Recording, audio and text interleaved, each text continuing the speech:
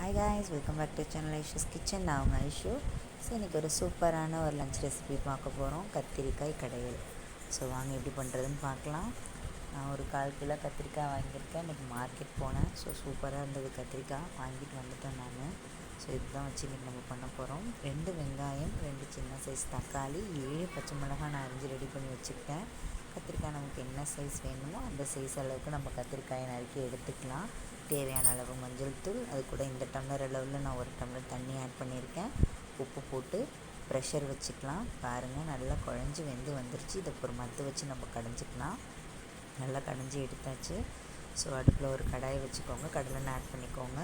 ஒரே ஒரு பட்டை மிளகாய் நான் ஆட் பண்ணியிருக்கேன். இது கூட கொஞ்சமாக கடுகு உளுத்தம் பருப்பு, கொஞ்சமாக நம்ம சீரகம் ஆட் பண்ணிக்கலாம். நல்லா பொரியட்டும். இந்த ஸ்டேஜில் 2 கருவேப்பிலை இது கூட நான் ஆட் பண்ணிக்கிறேன்.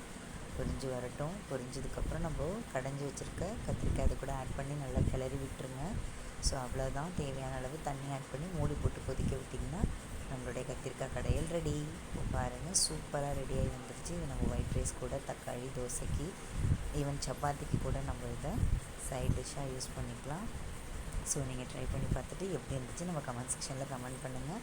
நம்ம ஐஷூஸ் கிச்சன் சேனலை சப்ஸ்கிரைப் பண்ணிக்கோங்க. தேங்க்ஸ் ஃபார் வாட்சிங். Thank you so much.